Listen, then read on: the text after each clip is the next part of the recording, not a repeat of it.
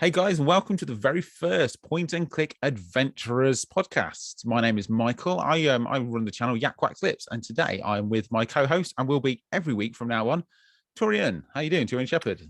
I'm very good today. How are you? Yeah, I'm very well. I'm excited to start this journey with you. Me too. Yeah, it's very, very exciting times. Yeah. So this podcast, the Point and Click Adventures, is exactly that. We point and click, and we go on adventures. So basically, old school things, Monkey Island, Broken Sword, and stuff that's coming out next year. We talk about it, we play it, and yeah, we talk to devs, which we have already done. We've already got one of those in the bag. You'll be hearing later on about that.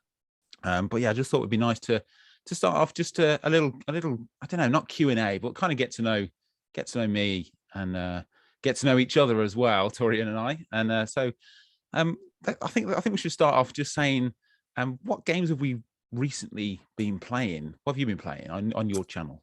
I have mostly been spending my time playing Lamplight City, which I believe you've played in its entirety. I have. It's one of the very few games that I played for. I mean, this sounds really bad, for enjoyment. A lot of the games I play are for the YouTube channel or for reviews and that. And it's just one that I really wanted to play. And yeah, it's excellent. How are you finding it? Yeah, a lot of fun. Not exactly what I was expecting, because there's an interesting gameplay mechanic where there's not really any punishment, as far as I know, because I'm only halfway through it, for getting things wrong. The game just sort of goes with it if you accuse the wrong person of being responsible for a crime or anything like that. So that's something I'm not used to. I'm used to getting a game over if you choose something wrong on a detective's game. So whether or not there'll be a big consequence at the end, I don't know. Don't spoil it for me. I will not. But it's just a lovely game. Like, obviously, you're as much of a pixel art enthusiast as I am. Yeah. And just the artwork in that game is just very immersive. I don't know if you found it the same. There's just something special about Francisco's artwork that I really love. Yeah, I love it. I think it's absolutely amazing. It's like it helps add that extra layer of like what the world is. Because it's very much, I wouldn't use the word steampunk, but it's like, it's an imaginary world, isn't it? It's set in like USA late 1800s, something like that. It's been a couple of years since I played it. Yeah, just the tones that he creates and all the smokiness, and it really makes it feel like a really dirty, down and trodden city that they're playing in. I mean, I love pixel art. It could be absolutely any kind of pixel art, to be honest. I'm gonna love it. But yeah, I really like Lamplight City. I've completed it. I played it twice, and I didn't get all the cases right on either playthrough. So yeah, you'll have to let me know when you finish it. And how far are you through it at the minute? I'm pretty near to the end of the second main case. I'm trying to keep it relatively spoiler-free in case people haven't played it for themselves. So you've got sort of the intro where something happens that sort of sets the tone for the game. Yeah. And then I've done the first main case. I think I'm pretty near the end of the second case. So I don't know how many there are. I think there's 6. Oh, okay. From what I can remember. They're all pretty much the same length. Yep. Yeah, pretty sure. I think if you go wrong, or not go wrong, but I think if you do, you can decide to like accuse someone really early on in the case. Yes. And then that kind of ends the case, I think, from what I can remember. But yeah, I think there's about 6 all in all. I think it took me, I've got my Steam here loaded up already. I think it took me, let's have a look. Lamplight City. It took me, I've got for nearly 15 hours worth, and that's almost two playthroughs. So you're looking at 8 hours or so. The second playthrough I did the cases that I completed, I did really quick. So you're looking at 8-9 hours for the game. But yeah, it's I really love it, and I'm really excited about his sequel. It looks, I played the demo a couple of months ago, about a year ago now, Rosewater. Yes. And yeah, set in the same world, set in the same kind of puzzle logic.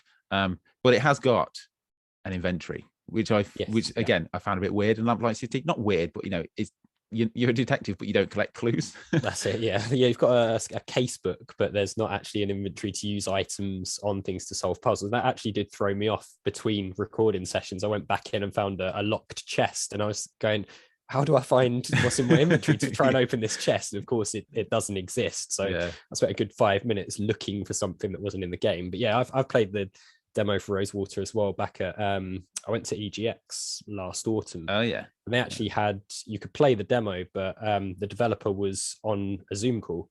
Oh, cool. So he was sort of talking me through it and actually watching what I was doing while I was playing, which was quite cool actually to hear his insight into exactly what he was trying to create in the different environments and things, and hear it from his point of view. It's a nice little thing to be able to do, actually. It's one I'm excited about. I spoke to him on about a year ago, and he's always so passionate about it, but it's basically a one-man band pretty much.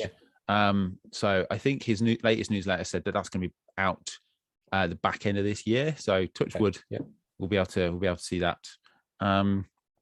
So what anything else apart from the Lamplight City that you're going through? Yeah, I mean, I've been going through. I've been doing a mega let's play of the Space Quest games back to back. Actually, oh yes, I've been watching that. Yeah, which one are you up to at the minute?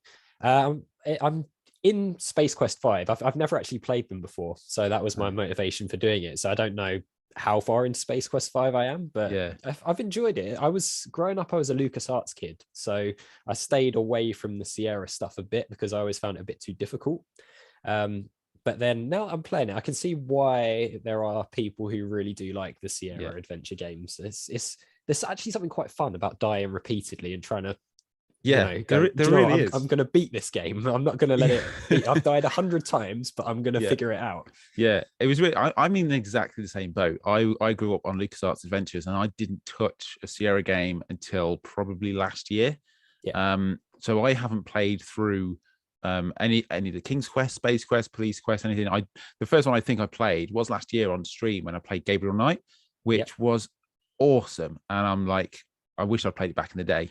But with the Space Quest, I also played that on stream, but I've only got to near the end of the first one. I'm not even finished it yet.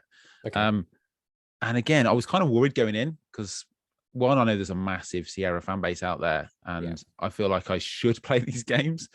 But just the whole die and repeat kind of thing, it always kind of put me off. But it's the exact opposite. It's so much fun finding out how to die this many times, and I loved it. It's really, really good. It's surprisingly creative as well with the amount of ways they put into those games that you can die, and some of them are absolutely ridiculous, and you almost have to do something really silly to find it. But they just thought of everything. It's really entertaining. I mean, I'm hoping to play through them all at some point. I've got, like I say, I've still got to finish off Space Quest 1. And then the rest. There's so many of them. I mean, it changes from sort of text parser to point and click later on as well, which is there's a massive jump between Space Quest 3 and 4. I found it took me a little while to adjust to that. Like graphically as well, it completely changed. Well, I had Trolls, who's the Space Quest historian. I had him help me out in the stream that I was doing, because there's some really obscure things that I just would not have got, and he was just like, do you want a bit of help? I was like, yes please. And he was like saying, okay, so do this, and I was like, I would never been able to know that. And obviously he's the Space Quest historian, he knows things inside out. But to be a kid growing up with that kind of thing, you just obviously no internet back then. But you must have just been banging your head against the wall. But I don't know, folks that are listening, let us know if you've played the Space Quest and all the Sierra games. I don't want to get into the whole LucasArts versus Sierra thing, because I don't think it's a thing. I think it's really lazy. But the only reason I played LucasArts when I was a kid is because that's all we had. Like, I got the games off. I think it was my dad got them all copied off a mate at work kind of thing, and then he'd come home every week with just like, I got a bunch of games, and it was always there was never any Sierra in there. It was always a bunch of point and click and a bunch of shooting and racing games and stuff with your Amiga. So until I started up YakWaxLips, I was like, maybe I should try these Sierra games. It's surprising. I don't know if you found it, but it's quite surprising how many adventure games there were in that sort of era of the 80s and 90s that I had no idea existed. I'm exactly the same. Like, you can get them all on GOG as well now. Just like, I've never even heard of that. And then you find it's got a really strong fan base around it. And it makes you want to go, okay, I'm going to play that next. And then of course you have 12 more games come out that week, and like, actually I've got to play this and this and this. That's it. The wish list on Steam goes up to like 300 games. It's ridiculous. I've got a spreadsheet somewhere of, I started to put all the games that are due to come out, and it went well over 100. I spent like an hour on it, and I was like, I need to update this because it's going to be 300, 400, 500 easily. But I've just started a replay of on stream of Fate of Atlantis. Oh yes. I haven't played that for over a decade, so I've gone down the Teams path. As I always do, because Sophia's great. But apart from that, I finished a couple of games recently, newish ones, both for reviews that are going to pop up on my channel soon. The first one is Lone McClonigan. I think it's called A Western Adventure, or The Great Western Adventure. Yep. Yeah, played that. That was fun. I'll have a review out. First time developers on that one. The puzzles were, I wouldn't say Moon Logic, but they were definitely, some of them were definitely out there. Well, okay. Yeah, it's pretty cool concept though. Basically, you're a guy called Lone McClonigan who is like the baddest cowboy in the West. Yeah, and then he's number one cowboy, and then someone comes along and takes his crown, and basically he's number two, and so he's got to retake his crown. And it's about that. It's good, great art, great soundtrack. One of the best soundtracks I've heard in a couple of years. Really good. So that was a good one. And then the last game I played, which I finished like 2 days ago, is Cleo. Have you heard of Cleo? I have, yes. Yeah, I actually played the demo for that a while back. That's the pirate themed one, isn't it? Yeah. Really, really good, really strong. And that is up there with one of my games of the year so far. Okay. I think it was actually officially maybe released at the back end of last year, but I've only just finished it, so it's going in my games of this year. Really strong characters, puzzles, story, visuals. Just it's got everything. It's got absolutely everything. So my review on that will be glowing when it comes out. And and so that's been my couple of games. Oh, and I've also played the guys who did Machinarium, the Amanita Design guys. Some of their early games, Samarost. I played a few of those with my kids, and yeah, we got sucked into them for a couple of hours. They were pretty good, nice, simple yet taxing point and clicks. So that's kind of been my past month or so. Okay. Any others from you that you've been playing, or what have you got that's like next on the agenda? Oh, next on the agenda. Well, I've been sort of contemplating Toonstruck, because that's another one that I've never played, and so many people have commented over the past few years saying, you've got to play Toonstruck. It's one of the greats, and I've just gone, I've got other things that I'm playing. Yeah. But yeah, I guess that will have to go on the list to play shortly. And then probably Police Quest, because again, I've not played that one, so it'd be interesting to see what that's about. I've heard there's some very evil puzzles. Yeah, again, what I haven't played, but I've heard several times that it's written by an actual police guy, isn't it? You guys who are watching, yeah, the guy who wrote it and created the Space Quest was a police officer, American guy. Okay. You guys who's watching and listening will know. Off the top of my head, I can't remember his name, but yeah, I've heard that's out of the quests. That's probably one of the most difficult ones. But again, I'm sure it'd be really good fun. And as for Toonstruck, I've only played the demo of Toonstruck when it came out in the 90s, and it got to a certain point and then ended, and always badgered my parents to get it, and alas, didn't happen.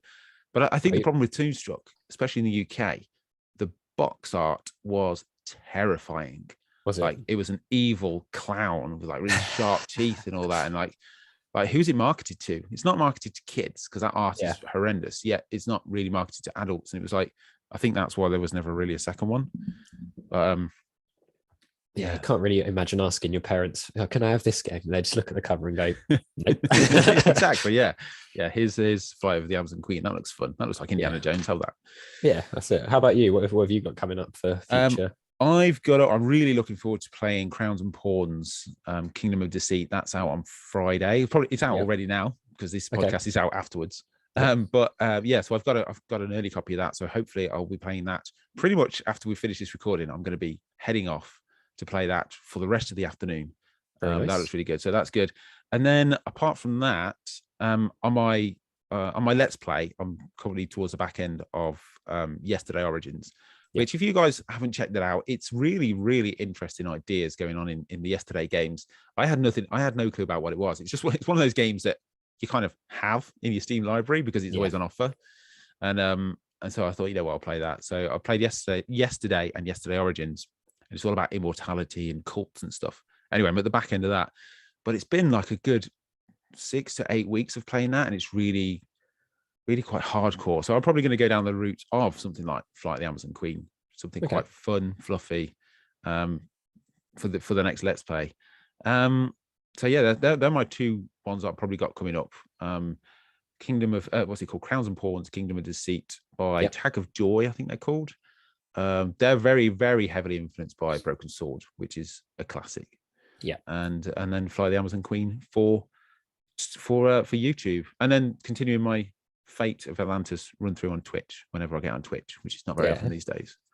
Yeah, so I mean, you haven't been tempted to try the is it the fists path? Is that what they call it? The fighting path? Yeah, no, I've never. If you ever know me really inside and out, my fighting games, racing games, basically anything that has action in it, I'm like, I get angry so easily. I'm just like rage quit. I remember playing I did the remastered Full Throttle a couple of years ago on the channel actually, and it got to the biker bit. Yes. And there's a way you have to do it, but I didn't remember that way from when I first played it. So I was just, trying to get there. And although the video is only 30 minutes long, or however long it is, the actual recording took me 2 days because I had to walk away and come back to it because I was so angry. So the fists path on Fate, like, I just don't think I'll have to do that when no one's watching. That's it. Yeah. I mean, I've had a couple of people say to me, you should try it, but I did. If you played Last Crusade, I haven't. No, that's one I've not played. So there's some fighting sequences in there which you pretty much are forced into doing. So there's a section. I won't spoil it for you, but there's a section where you can avoid the guards, but it's near enough potluck and near enough impossible to do it. And it's just using the keys to sort of like mash block and punch is just not my thing at all. Yeah, no, I'm not a fan of that. In fact, I played a game beginning of last year, end of last year. What's it called? 9 Witches, which is a really good fun game. But again, they have action scenes in it that you have to do. Yeah. And you just have to collect a gun and shoot a couple of skeletons or Nazis or something. And the longer the game went on, the harder it got. So at the start, it was like, okay, this is quite nice. Essentially a mini game. And then at the end, I was like half an hour stuck on this, trying to kill these things that had no correlation to like the story about there was no point to it apart from the fact that we're going to stick this in. And that's what irks me so much. If there was a point to it, fair enough. But it was the fact that point and click 99% of the way through. And then, oh, by the way, now you've got to run around shooting a gun. Like, no, I'm not a fan. Not a fan of that. No, I agree with that. So it's been some big news recently, hasn't there, in the adventure game world? Yes. A game has been announced that not a lot of people were expecting. I don't think anybody was expecting, were they? Nobody was expecting. No. I'm elated. Like, it came out of nowhere. And for those of you who don't know, there's a new Monkey Island on the way. I say those of you who don't know, you're listening to an adventure game podcast, and it's been out a month, the trailer. So I'm assuming you do know. Yeah, it came from nowhere. Like, I'd made peace with the fact that we'd never see a Ron Gilbert Monkey Island game again. Yeah. And I made peace with that a long time ago. Recently, just finished playing Monkey, all of them back to back, pretty much. And was really happy and sad that the last one's finished and all that. And and then bam, it was out. And like, it's like nothing else matters in adventure games at the minute. You go across all the Facebook groups and everything, it's just like Monkey Island, Monkey Island, Monkey Island. And I love it. But there's always a but. There's always a little caveat. There's a few that don't, and I just don't get it. I mean, essentially they're talking about the art. It's not pixel art. I mean, what are your thoughts on that?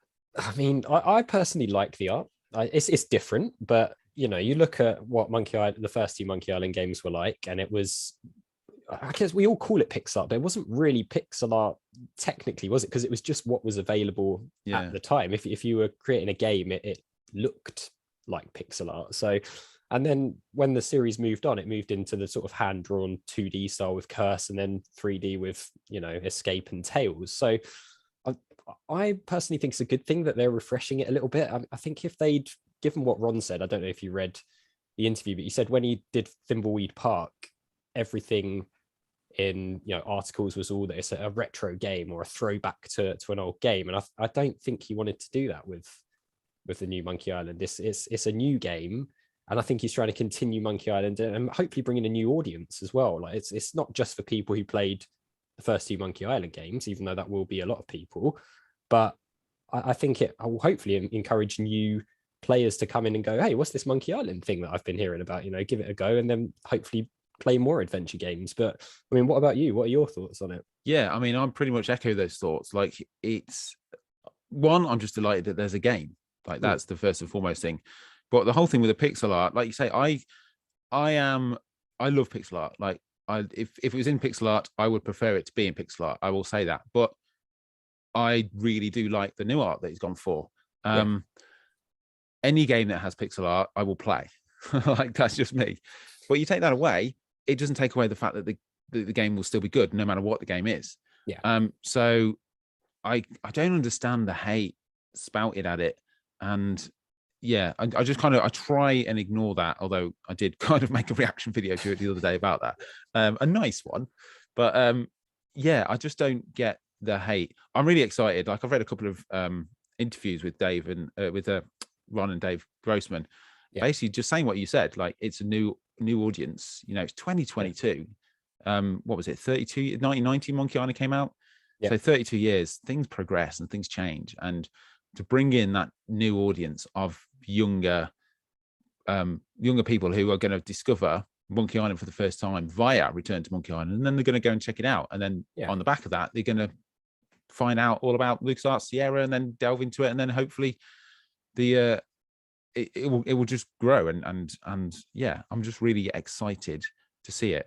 Although I'm speaking to a couple of devs, they're liking it, but they're not at the same time because they're worried about it might clash with their release. That's it. Yeah, no one wants to be the person to release their game they've worked for 3-4 years on 2 days before the new Monkey Island gets released. So yeah. I mean, I don't know about you, but I feel like people are jumping the gun a little bit with the reactions. We've seen, what is it, something like 4 different scenes, and we haven't seen any of the main characters. We haven't seen Guybrush or LeChuck or Elaine or anybody like that. So I don't feel like we can properly judge the art yet. Yeah, I mean, I exactly the same. I'm worried about when they do finally show LeChuck and Guybrush and Elaine. Like, there's going to be a whole new backlash, and there's going to be a whole load of fanboys going, "I told you so."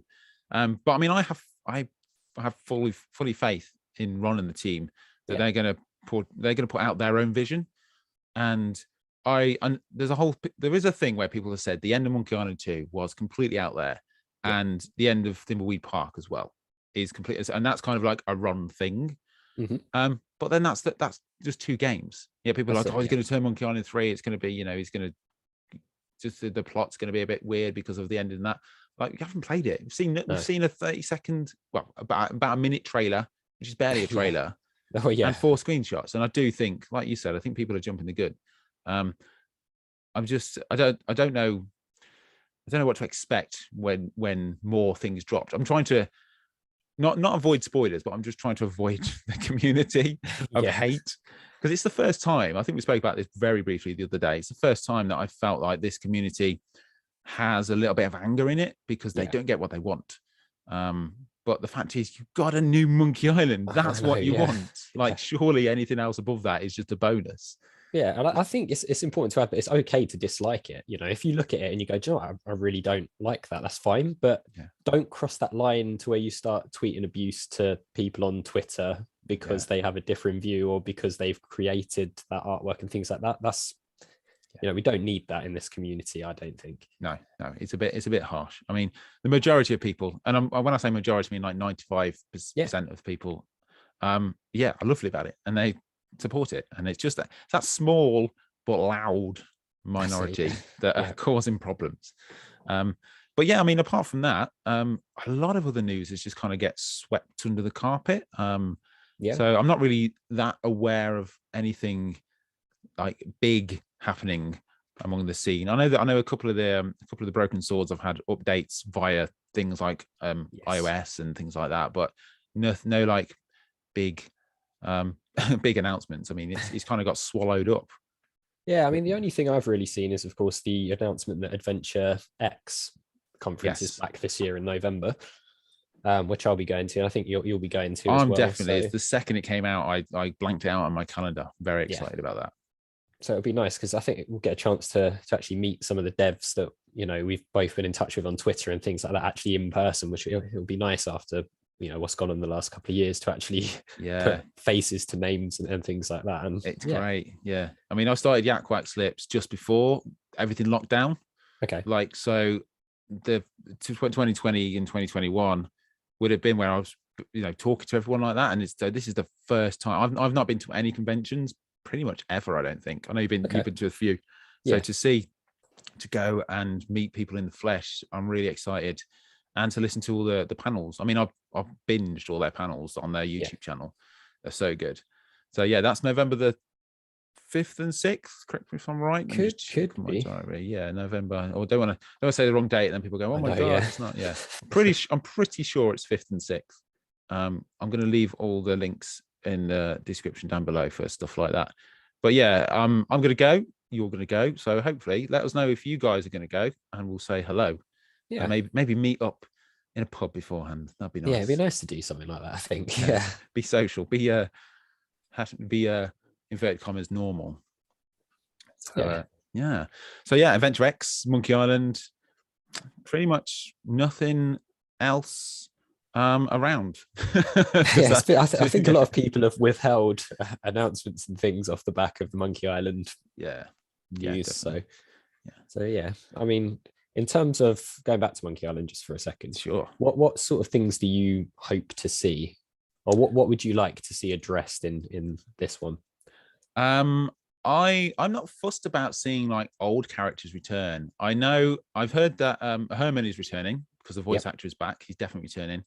Obviously Elaine who's going to have the voice from the first two, and LeChuck and Guybrush. But I'm not really fussed about seeing like anyone from any of the series. Like, it would be cool for them to drop in and all that, but I kind of want him to create his own story. So I kind of have no preconceived notion about this is how I want it to go.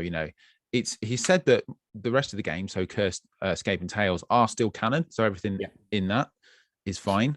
And I know that he said that, like, his blog from 10 years ago, when he was like, this is what I want from Monkey Island, and one of the things was he wants to go to hell. And he's in his recent interview, he says, like, well, he's not going to do that because that happened in Tales, spoiler alert. So why would he go down there? So it's really, I literally have no idea. One thing that I did read, there was an article released yesterday, I think on IGN, where he said that basically it's a classic pirate adventure. So I'm imagining it's going to be more like island hopping, like Monkey Island 1 and 2 were. So I imagine there's going to be a couple of new islands, maybe return to an old island, and just be a pirate rather than be, I mean, what was it, Planet Guybrush in Escape, that kind of thing. I think it was going to be more piratey than showmanshipy. If that makes sense. Yeah, it's almost like they went down a route of like, hey, capitalism's hitting the pirate world, isn't it? Which was funny, but also not really Monkey Island. Yeah, exactly. So yeah, I mean, I would quite like to see Stan in it. Personally, Stan's one of my favorite characters. I love Stan. I think he's brilliant. So it'd be cool if he was in there. What do you think about Toothrot and what happened in Escape? Because I know you touched briefly about it in one of your videos. Toothrot is actually my favorite character in the whole thing.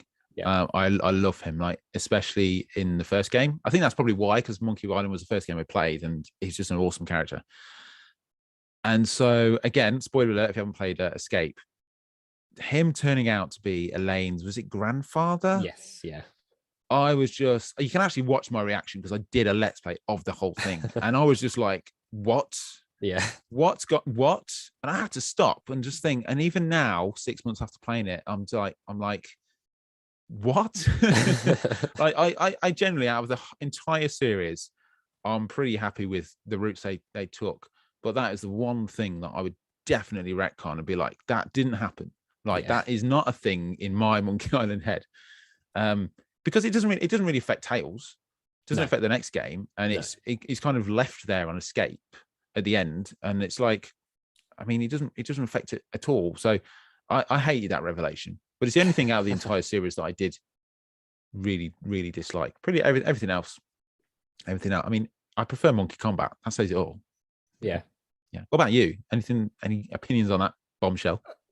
Yeah, it's a strange one, isn't it? But I think the lucky thing is if Ron Gilbert and the other guys decided to take that out, it could be possible from the point of view that, Toothrot's got, he's loses his memory and things like that, it'd be quite easy to go, you know, he just remembered it wrong, or you know, he was imagining it. Whatever it is, I think is something they could take out. I mean, it didn't bother me too much, but I remember the first time playing it, I was that's a bit of a stretch. Like, so hang on, he's actually that guy, and Toothrot was the other guy, and then he adopted his name because he got hit on the head by a coconut and then an accordion, and it was a bit strange.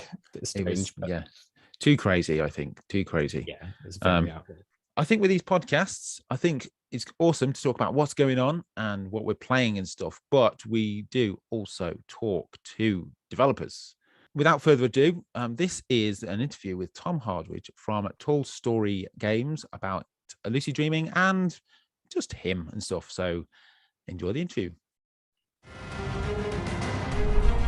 Lucid dream will never, ever. Well, that's quite enough of that bollocks. Lloyd, you're sick.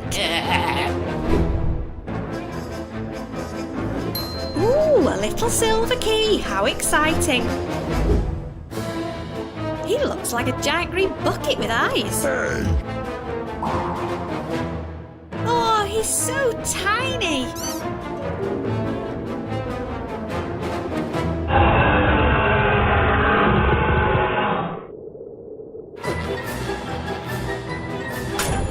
Oh, that did a big fat load of nothing. Now that's a quest I can vaguely get behind. Hey guys, and welcome to the very first interview of the Point and Click Adventurers podcast. I'm with my co-host, TurianShepard. How you doing? Very good, thank you. How are you? I'm very well, good, thanks. And we have our very first guest.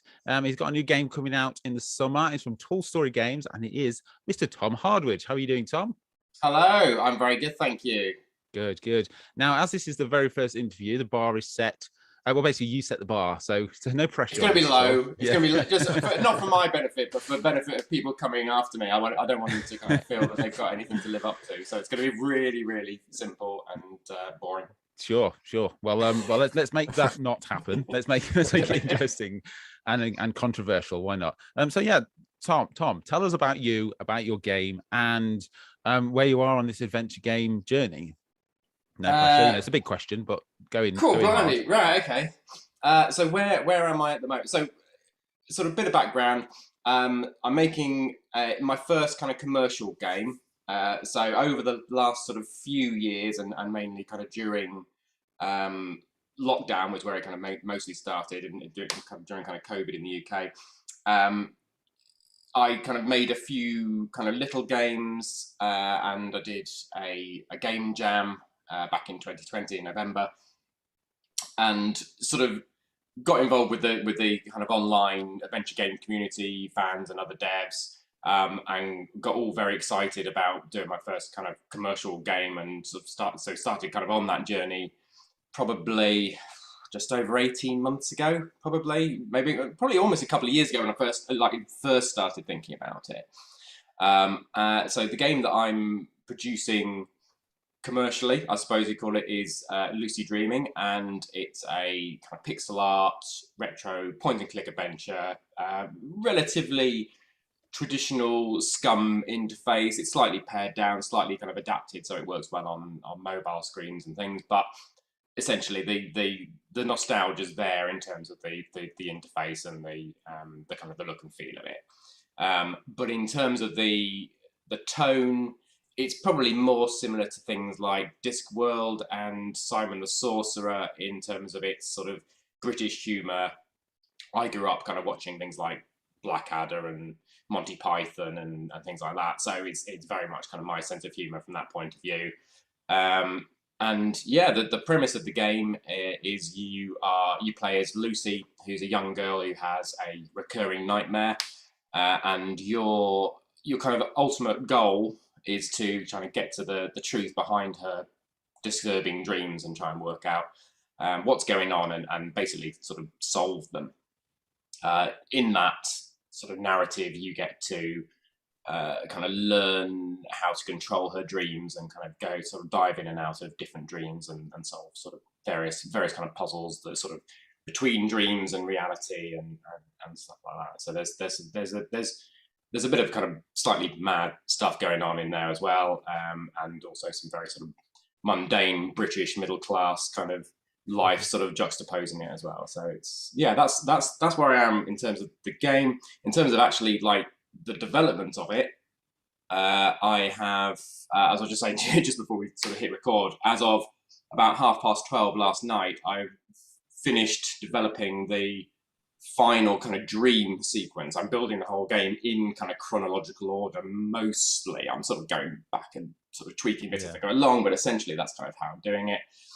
So I'm kind of on the home straight now. I'm on the kind of finale. I've got the last sort of few cutscenes and kind of real world puzzle, and then the sort of the kind of the conclusion of the game really, and that's the kind of the final act that I'm working on. Hoping to get that sorted over the next sort of month or so. Then we've got a couple of months for testing. Loads and loads of voiceovers to record. So there's going to be probably close to 70,000 words of recorded dialogue, which all need to be recorded and edited and lip synced and all of that. And we're also translating into German. So the release date we're kind of looking at is September time. That also depends on any other games which may or may not be being released at that same time. I'm sure we'll be covering that later on. But that's, just sort of wait, want to sort of play that sensibly and not do anything sort of stupid and kind of release like on the same day as anything particularly big or anything like that. So why, like, what's your background then? So you say you've done like a couple of game jams and all that. What made you like persevere and go ahead with a retro pixel art as your first full game? So when growing up, I'm a 42-year-old man now. So growing up, I just was absolutely kind of weaned on adventure games. So I used to play text adventures, and we had a couple of adventure games on our ZX Spectrum that I used to play back when I was younger. And then when I think the first kind of point and click game I played was probably King's Quest 4, and I had that on kind of like many floppy disks, which I keep swapping over. So the Sierra games I absolutely adored and played a lot of those. And then when the kind of LucasArts games, so Monkey Island and Indiana Jones started coming out, I played a lot of those, and they were the main sort of my main staple for kind of gameplay. Then when that kind of fizzled out a bit in the sort of late 90s, I at that point, like, I went to university and I'd sort of stopped playing games an awful lot. So everyone that I kind of went to uni with all had, PlayStation 2, I think it was just coming out, and I think there were a few kind of N64s sort of mucking about, so it was all kind of console based. Yeah. And I never really got back into playing games particularly seriously. So when I sort of started thinking, actually, I wanted to make a game, the only kind of frame of reference I had was the games that I used to play, 25 years in the past. So that's kind of what, it was nostalgic for me, but it's also when I started kind of writing games and working out how the puzzles work, they were literally just what I remembered games being like. So it was sort of slightly rose tinted, but it wasn't trying. So quite a lot of times when I posted kind of artwork from my games or ideas about puzzles and things from the games that I'm producing, people say, oh, that reminds me of this, or that reminds me of that, and things like that. And if they're talking about games that were released after 1996, I'm like, oh, really? I had no idea. Like, I've not played like anything. So yeah. It's the reason it's kind of retro is because that's all I know. It's like I'm not really kind of moved on. Yeah. But it also luckily seems to be a kind of an aesthetic and a sort of style that is very kind of popular with other, 40-year-old men. And there's enough of them out there who want to be able to buy, pretty much, to sort of support my game. So it's not all right. It's not just me just kind of doing my own kind of vanity project. Well, it is, but it's also, I'm going to flog it to other people. So you've got quite a few little side mini games you've put in there as well, haven't you? As well as the main sort of story and none of them. Okay, so I'm not a big fan of mini game. I've never been a big fan of mini games. I think I don't mind them as long as they are kind of non-essential, ancillary sort of bits of fun. If you fancy, I quite like some of the meta things of like a game within a game and stuff like that. There's some quite nice sort of thoughts in there.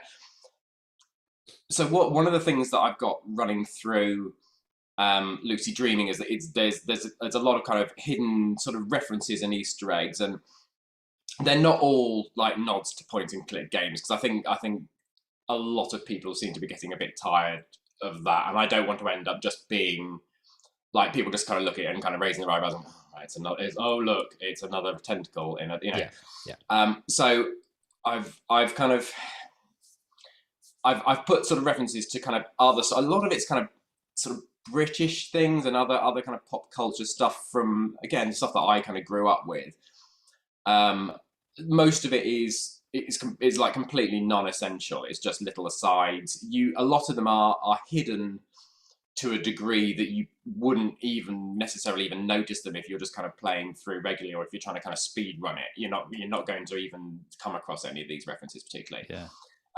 Most of them are, if you try slightly more obscure combinations of things, or you try to talk to inanimate objects, things like that, then it'll have a little joke, or it'll have a little reference or something.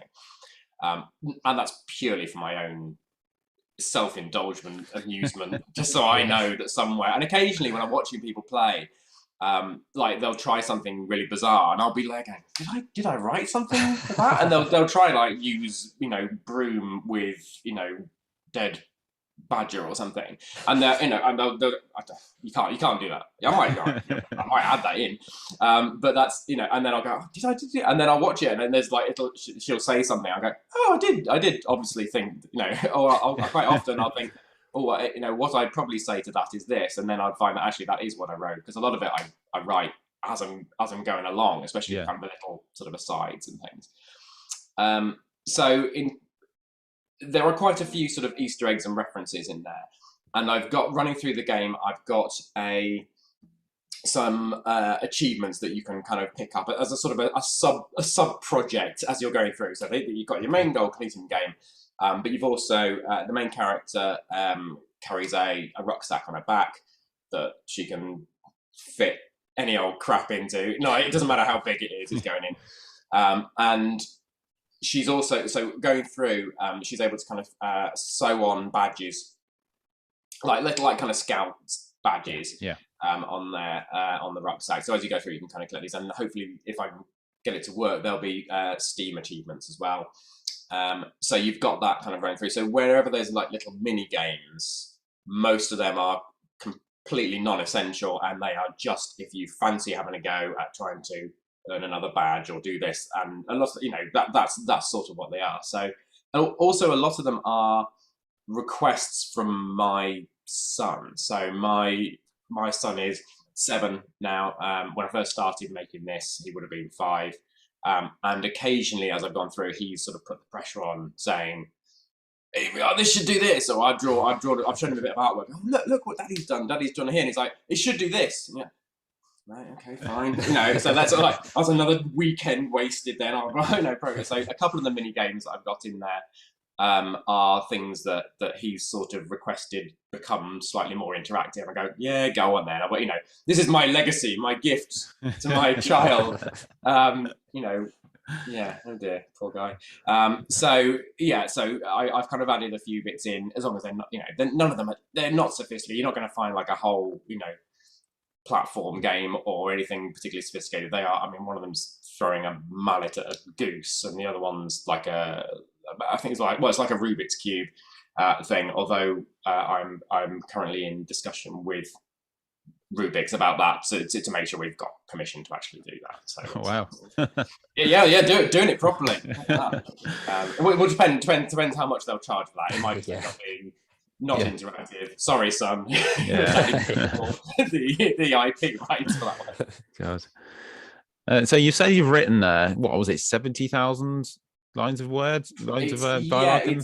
It's on just under 60 at the moment, but then I've got this whole last act to do, and there's also so what I'm doing a slightly pragmatic thing now, where I'm getting slightly more sensible now.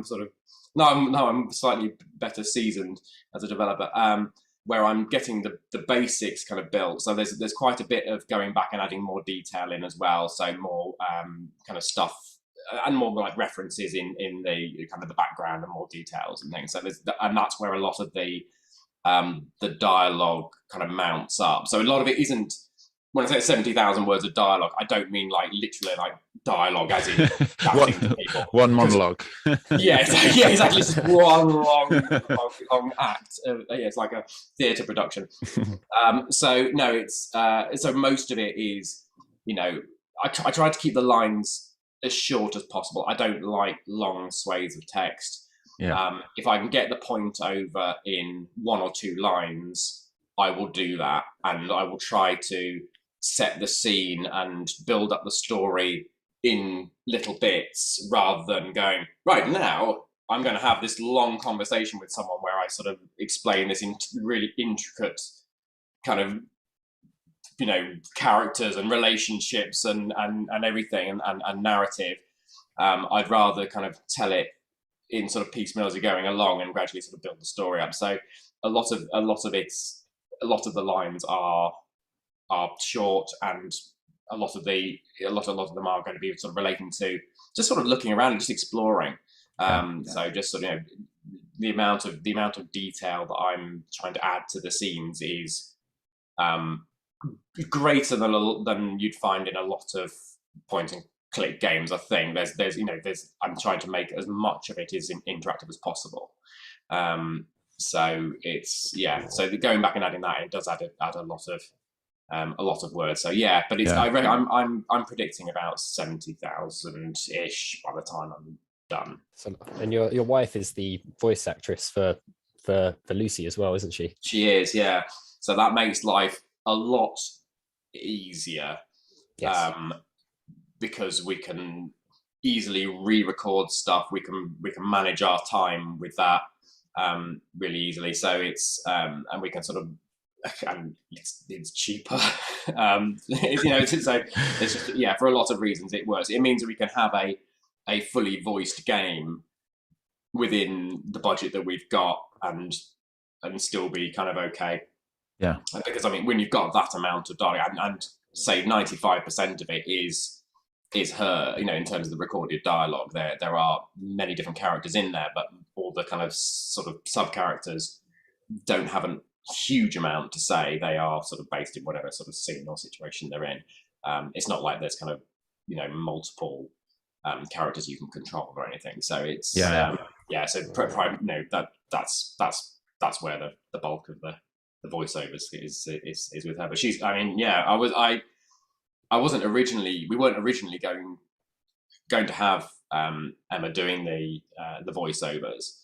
In fact, it hadn't even occurred to both of us. So I was kind of talking to various voiceover actresses and about it and getting some ideas and getting some costs in. And it got to the point where I was thinking, actually, with the amount of detail that I want to add in, having it professionally voiced over like that is going to be prohibitively expensive. So I need to kind of look at other options. And Emma has done, she's done amateur dramatics in the past. She's done a lot of kind of, a bit of stage acting. So she knows how to deliver a line. Yeah. And it was her stepdad actually who kind of mentioned it and said, why don't you let Emma have a go? And I was like, that's what I suppose it could. It's like, do you want to have a go? And she's like, yeah, I'd love to. Like, well, you could have said.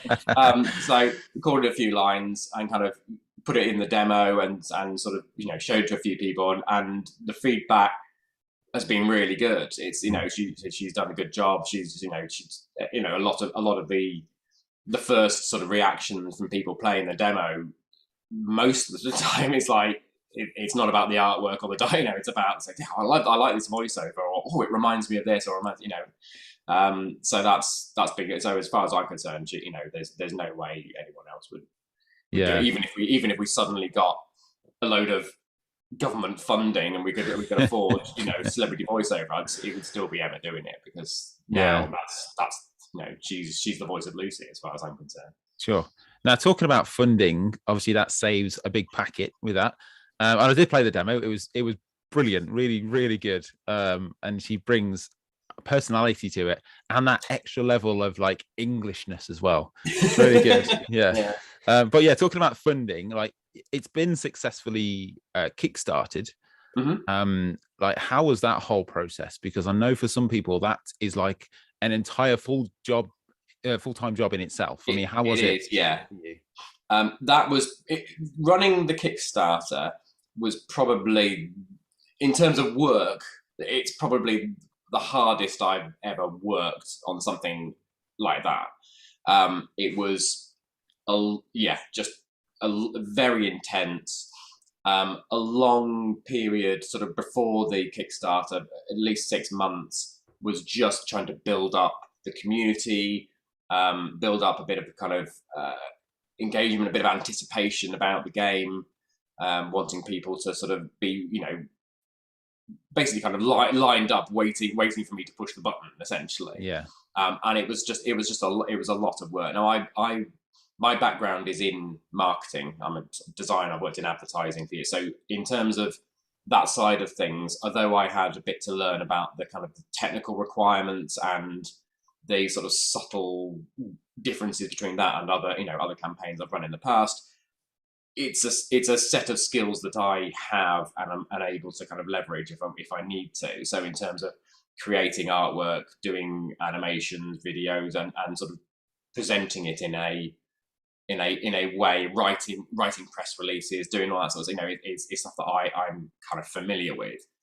So it was hard work. It was really good fun as well, but it was really hard work. We funded relatively quickly, within 7 days, and that took a lot of the pressure off. Although I still, like, for the next sort of few weeks, I was still constantly kind of banging on about it on every single social media channel I can think of. So yeah, it's just very, very hard work, very rewarding. It's really nice for me to be in a position now where essentially the game has funded itself, in that it has justified the time that I'm needing to spend on it away from work. And you make a lot of your games use your game stuff using Adventure Studio, don't you? I remember you saying before. You don't? Nope. Do you not? Nope. Do your research. Come on. I seem to remember you saying that. So the first, no, I did. I dabbled with it when I first started looking at game engines. I think most people assume I use Adventure Studio because even the first scene of the game, I've got a blue mug on her desk, and it kind of makes a reference to that. Right. I think a lot of people go, it's Adventure Studio. But the actual game engine I'm using is called Visionaire Studio. Yes. Which is a German game engine, which is again purpose built for kind of point and click adventures. I really like it. The first couple of games that I produce, I actually kind of program my own game engine for in HTML and JavaScript. It wasn't until kind of after I'd released those and started speaking to people in the kind of the wider adventure dev community that I realized that game engines were even a thing. So then people were sort of saying, what game engine are you using, and recommending different ones. And when I kind of looked into it, Visionaire, when I used it, was the way that everything was structured was much more similar to how I built my original kind of, it's not really an engine, but a kind of, system that kind of in HTML. So it meant that I kind of instinctively knew where different variables were going to be and different properties and things. So if I was thinking, well, if I needed to change this, I'd expect that to be a scene variable or an object variable or a character variable, and I'd kind of look in the engine and I'd find it where I was expecting to find it. So that was really good. When I first started using Visionaire, I think within a couple of hours I'd managed to get a scene with a character with a little kind of Guybrush sprite that I downloaded or something like that, kind of wandering around. I think he went around and picked up a pink box and put it in his inventory and then put it back down again and stuff. So like it really didn't take long to kind of put something together. That was so I've really enjoyed using it as an engine. It supports a lot of different platforms as well. So it supports mobile platforms like iOS and Android. It also supports sort of Windows, Mac, and Linux, and consoles as well. So Switch and Xbox and PlayStation, if we kind of ever get to that point. So it's really flexible, and it's nice to use. I think that's the other thing. I didn't mind Adventure Game Studio, but I'm quite impatient, and I loaded it up and went, I get it. I managed to get cobble something together, but it felt clunky. And so when I started using Visionaire, it was very much a smoother kind of process for me. You said just before we went online that you've just come back from a couple of conventions. I mean, how's that? Two things I kind of want to ask is how has that been for the game, but also how's that been in terms of post-COVID? Being around loads of people. To be honest, it's the COVID side of things was slightly odd for all of about half an hour, and then you just because I'm exhibiting, I'm just in exhibiting mode and just kind of doing it and getting on with it. And then by the time the third or fourth person comes along and is sort of here and kind of everyone's coughing everywhere, and you get desensitized to it again very, very quickly, and it feels sort of normal very quickly. It's been really good for me psychologically. So over the last few months, years, I suppose it is now, I've been I've kind of thrown myself into kind of game dev, into this, and I've just sort of been doing this, and it's been busy at work recently as well. So I've been very busy, and I've been sort of stuck in the office and becoming a bit reclusive, really. So when the chances have come and say, should we go and meet some people, go and listen? I was like, no, I'm going to stay in my dark room and do something. So it was really good to kind of force myself to actually go out and talk to people and just sort of be a social being again. So that's been really kind of restorative from that point of view. It's been absolutely fascinating. So I went to 3 different conventions. The first one was WASD live down in London. That one we actually we were helped out kind of financially with that from the UK Games Fund in the UK, and they essentially, rather than us kind of having a stall there, UK Games Fund sort of had a stall, and they had a few of them with kind of a few of their funded companies and games on there, and we kind of had a portion of this stall with a couple of others, and they sort of also helped with some of the expenses and things like that. So that we would never have paid. I don't know how much this. I mean, other devs were talking about the amounts that they might have had to have paid for that, and so there's no way I could have justified spending that amount on a stall there for a game that is as niche as it is. So a point and click is just not going to recoup the amount of wish lists or sales, or you'd have to take a punt on just getting very lucky that somebody from PC Gamer or something like happens to be there and go, oh, I'll write a feature, front page feature on you, and then you go, oh right, it was all worth it. And unless that happens, it's like it's fun, and it's been great to meet other devs and chat and socialize and network in that sense. It's been really good from a testing point of view. So the demo has been out for a year already. It's been pretty well tested. Every time somebody's streamed it, I've made the effort to try and watch it, or if they've done it, playthrough on however much they've revealed on their playthrough. I like to I like to watch it and make sure that I'm kind of seeing how people are playing it and where they're kind of stumbling and things. But having so many people playing it over such a short period of time, I was able to kind of really watch exactly what things were kind of could have been better. After WASD, I then made a couple of small changes to the demo, which then sort of show at the next kind of convention. So the next one I went to was OLL 22, which is like a retro gaming convention, and it was like kind of like a gaming tournament festival crossed with a jumble sale. It was amazing because there was so much, something like old kind of consoles and things like that. So one of the questions there was, do you need like a TV? And I said, actually, yeah, it'd be really handy. I'm running it off a laptop. Could plug a TV into it. That'd be great. And when I arrived, there's like a CRT TV. That's amazing because there were just rows of CRT, and they did have some flat screen ones as well.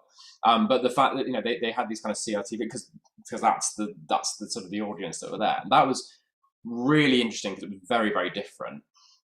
And then after that, had a couple of days at home, and then went to Insomnia in Birmingham, which again, very, very different. Yeah, so I managed to make some changes to the game, to the demo, which I then was able to see people playing at the sort of subsequent conventions, and see how much smoother it was. Even just a couple of little tweaks that I made. That there were some things that people were constantly trying, and they'd got the essence of the puzzle, and I was having to kind of like sort of lean in and go, actually, you're right, but you just need to do it this way. And I think, actually, if I can just tweak it so that it automatically does that, then it means that it just makes it a lot smoother, and you're not punishing people for not getting the exact like combination of things. They've got the essence of the puzzle. They've understood the puzzle. Therefore, they should really be able to complete it. So a couple of things like that was really good. The other thing that I loved about exhibiting at the conventions was young children playing. So a lot of them, they've all got like Minecraft T-shirts on, and they know the type of game they like, and quite often their parents are sort of, they know the kinds of games that they like, and you'll see them kind of walking along, and quite a lot of, especially with younger girls as well. So I had quite a few younger. I think because the protagonist Lucy is a young girl, trying to get to sleep. She's got there's a teddy bear there, and I think a lot of them are just like, oh, can I have a look at that? And their parents are kind of sort of almost like pulling them away. You wouldn't like, it's a point and click game. It's like it's not really. No. And then quite a few of them would sort of insist and sort of pull it in, and they kind of sit down, and then I'd sort of chat to them and say, right, and a lot of them are same age as my son, so kind of 7 through to like 11 or 12 years old, and I'd sort of sit with them and say, well, this is Lucy, this is what she's got to do, and you've got to try and do this, and just kind of seeing them sort of start to play it, and then really you could see like when that moment, I remember when like you see like a light bulb appear above their head when they're doing something, they go, oh, I know, and you see them head off to the right location. I know what I need to do with that. I need to take it over here, and that kind of, and when they're getting stuck and they're like, oh, and they're chewing on their finger, and then they suddenly get it, and just seeing that kind of like my own sort of childhood kind of reflected back at me when I'm watching them do that was amazing, and having their parents, who then I'm sort of there, sort of standing back and kind of chatting and talking about parenthood or old consoles or old, and eventually they're slightly warming to it because I'll talk about, I'll find some kind of common ground or something. Yeah. And then they kind of, and they're not, they're quite happy to sort of stand and watch them, and then they'll start leaning in. And they're like, just try that with that. No, go back in. No, try that one with that one. Yeah, well, yeah, and then you can see there, and then they start kneeling down next to them, and by the end of it, 9 times out of 10, the whole family, brothers, sisters, friends, or they're all kind of there over the shoulder, like everyone's kind of going, oh, try this and try that, and it was so nice because I remember playing collaboratively with friends as well when I was younger. So especially with the Sierra games, I remember playing that a lot. I know if you meet at a friend's house afterwards and kind of write down the list of inventory items, kind of, what did we do with that? So where can we do that? Well, we could try this, we could try that. And there were, there wasn't the internet, so there wasn't kind of, you'd be stuck on something, a game like that, you'd be stuck on for 6 months. So it was really nice kind of seeing that happen. And then a couple of them afterwards, the young players were like, have you got any more? Can you play another one? And it's like, yeah, there's and I kind of boot up Hair of the Dog and have them play that, and then I have to sort of warn the parents, like some of the language is slightly unsavoury, and like what? And it's like, well, there might be a bugger in there, or they're like, oh no, it's right, she hears worse than that at home. So then they play that, and it was regardless of whether they wish list it or they buy it or they do it or anything, I don't really care. The fact is that like I'm there seeing the new generation of point and click game fans essentially just emerging, and having never said, a lot of them will sit down and I go, have you played a point and click game before? And they go, no. Yeah. And they literally have they've never seen anything like it before. And most of them will sit down, instantly their fingers go on WASD.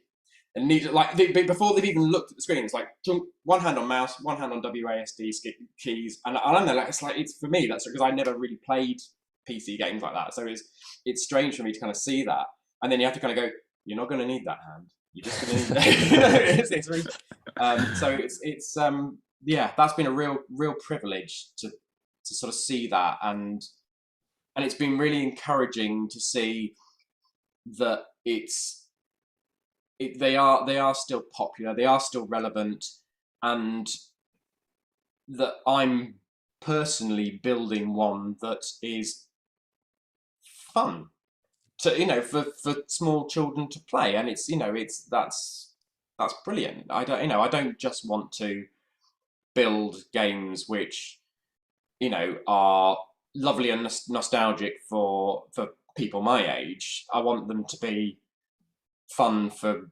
anyone who wants to play them, and that's been really, really humbling to kind of to see that, and to be sort of be there and be the first be the first point and click game they've ever played. Yeah. Like if they go off and play other ones now, amazing. But like hopefully they'll always remember that first one they ever played, and it was mine. I think that's just amazing. There is, of course, Monkey Island 3 stroke 3A stroke whatever you want to call it. Return to Monkey Island. It's just been announced, and it started out with funfair, or should I say fanfare? But it's all got a bit probably. I mean, to be honest, it probably should start with a funfair. Yeah, it's all got a bit murky though. There's a few fanboys that are spitting their dummies out, and yeah, I mean, I'm just delighted that after 30 years we have a Ron Gilbert Monkey Island again. There was definitely a kind of collective sort of intake of breath, I think, from everyone in the community. Anyone who's ever enjoyed a Monkey Island game, so like when that was announced, it was just suddenly it was like, what? And also because of the way he did it, like with the kind of the April the 1st thing, and everyone like kind of referencing about what he said he would, and that, like, I mean, that's clever.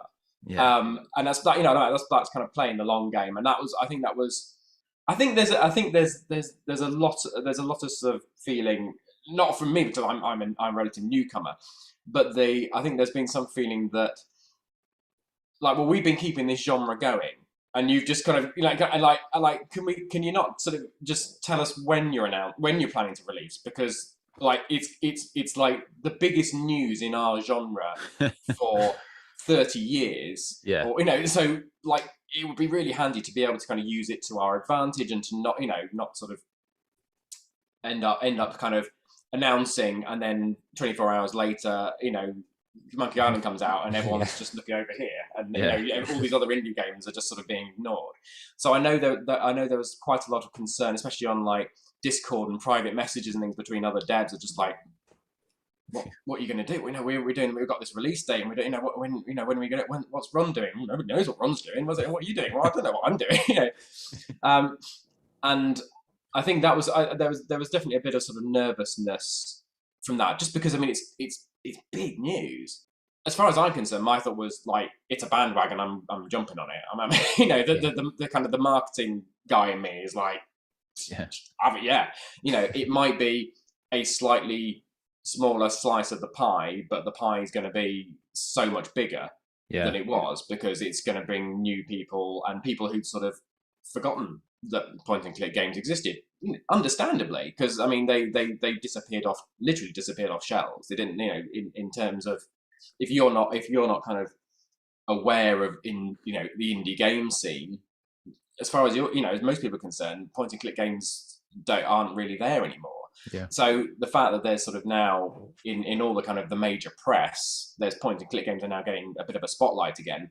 Generally, I think it's a really good thing, but it is also, because it is the biggest news to happen in this subgenre of adventure games for so long. I think we all, as devs, we've all got to be mindful and careful not to shoot ourselves in the foot, either by technically when we release, but also in the kind of our attitudes to it and how we're seen to be, because I think it's very easy to come across as sort of, negative. Well, I mean, I've seen a lot of the comments, not from devs actually, stranger, but there's, you've got to be careful not to get kind of too embroiled in any kind of anything negative. Generally, I think is poisonous for anyone if you're planning to actually kind of market a game or anything else or promote it. So it's, I think we've just, I'm trying to be careful not to get too involved in it, because I mean, like, there's quite a lot of comments that I've seen that I really want to kind of get involved in and say, you know what, I think you maybe just need to just calm down a bit. But I'm also, with my corporate head on, I'm thinking it's not a conversation I even really want to be a part of. So what is it like if you receive those sort of comments? Because I would assume you've had at least one comment at some point saying something quite negative. What's it like as the person receiving that? In terms of, the only ones that I would make a comparison to in terms of how, like, my gullet is like the pixel art aesthetic. I think that's probably the main, that's the main kind of bone of contention, I think. Yeah. There are some people who like it and there are some people who don't like it. Weirdly, I've not had anyone kind of slagging off the style of my game. My thought is, if they don't like it, they generally just go, it's not for me, I'll pass. It generally is a fair and generally well-educated, nice, collaborative, creative kind of community. And it's only really when Monkey Islands kind of come out that it's really, I think people feel a sense of ownership, and I think that's because they've been so invested in it and they love those games so much, they feel that they have the right to comment on it. With my games, they don't feel any sense of ownership over it, so they may or may not like them, but frankly, I'm not worth commenting on. I'm not. And also it's like there's no expectation from me. I think there's been some fair or unfair expectations on whatever Ron Gilbert may or may not do in the future, and if it's not exactly what people are expecting, they feel they have the right to say, well, that's what I've been looking forward to this for so long, and it's not exactly what I wanted. Yeah. Whereas I don't think I've not had. I mean, I've had sort of bad comments on, like, Android reviews, which someone will download it and go, "What's this shit?" And it's like, "What's a point and click game?" It's like, oh, I don't know how. I don't get it. Fine, it's not for you. I'm not going to try and, like, I could download a million games on Android and leave a 1-star review because it's not the kind of game I want. Yeah. Sorry. It's consumers, hey. Ridiculous. Yeah, I know. It'll happen. Yeah. So yeah, I've yet to have to. I'm also bracing myself for the fact that when I release a game that people are actually paying for, I am opening myself up to vast amounts of criticism. Can people still go and play the demo now, or is it off Steam?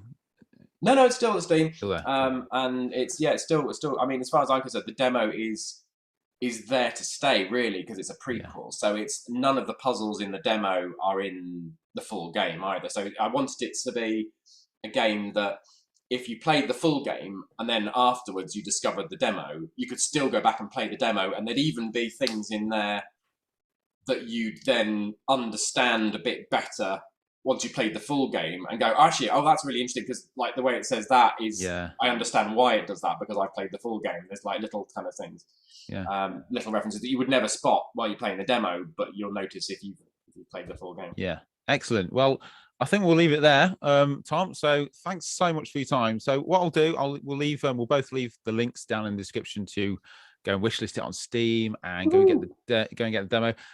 Where can people find you digitally online? Generally speaking, I'm probably on Twitter, really. Tall Story Games is my kind of handle on YouTube, Facebook, Instagram, Twitter, and it's all Tall Story Games, all one word.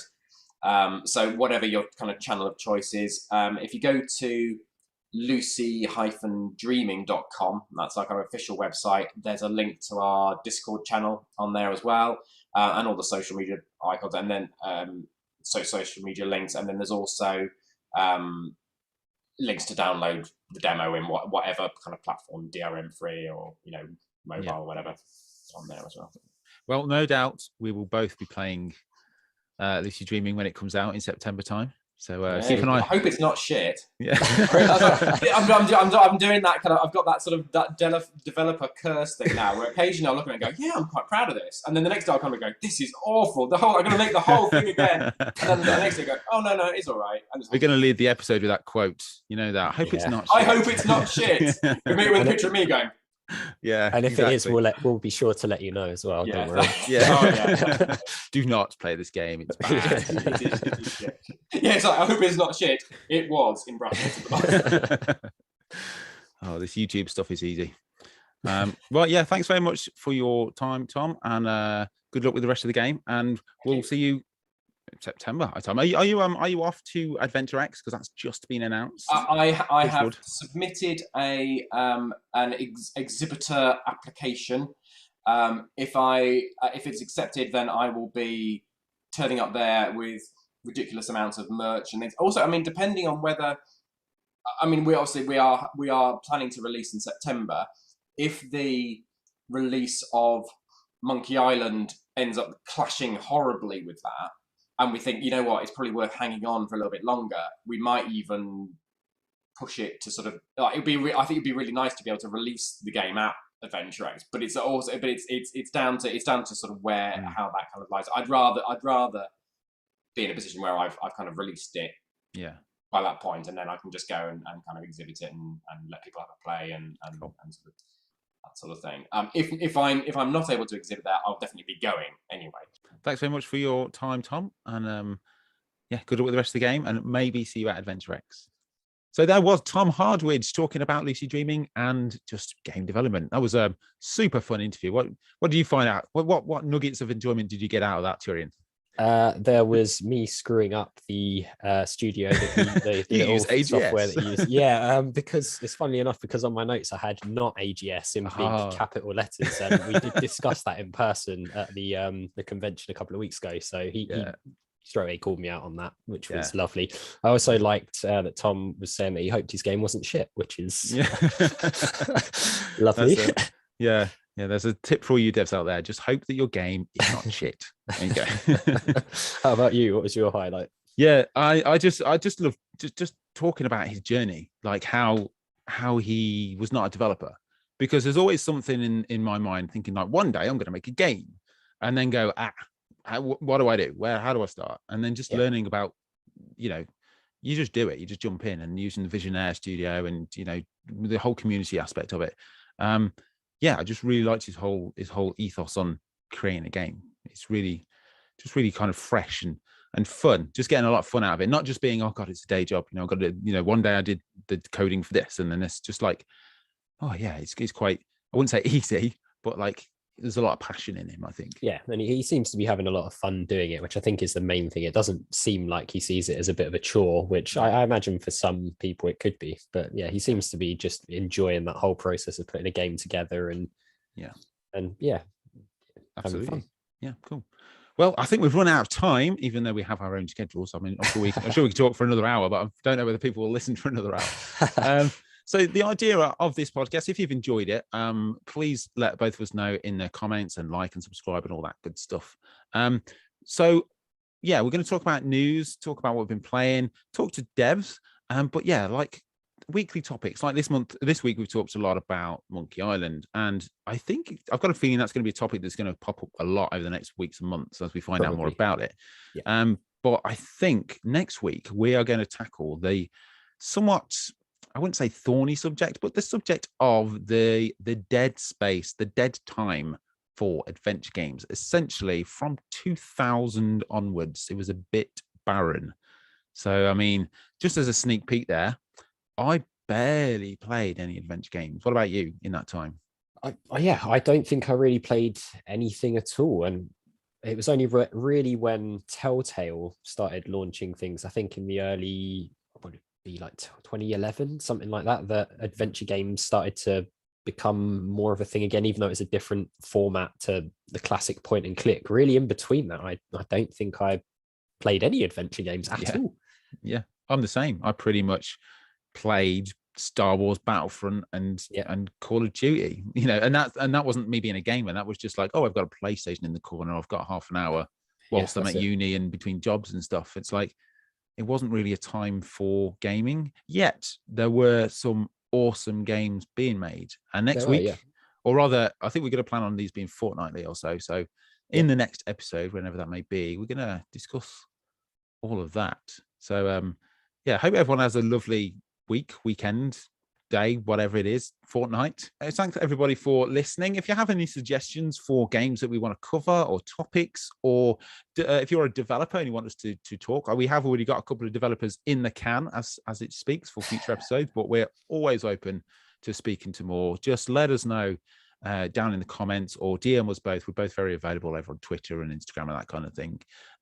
So thanks very much, Turian, for joining me on the debut episode. Thank you. It's been really good fun. I've really enjoyed myself. Been good stuff. Right, everyone, have a good afternoon, week, whatever. I'm finishing my YouTube spiel. This is how I finish my YouTube videos. It's like habit, isn't it? It really is. Like, I will leave that one out. I will try and come up with a new ending. Just everyone have everyone take care. There you go. That'll do.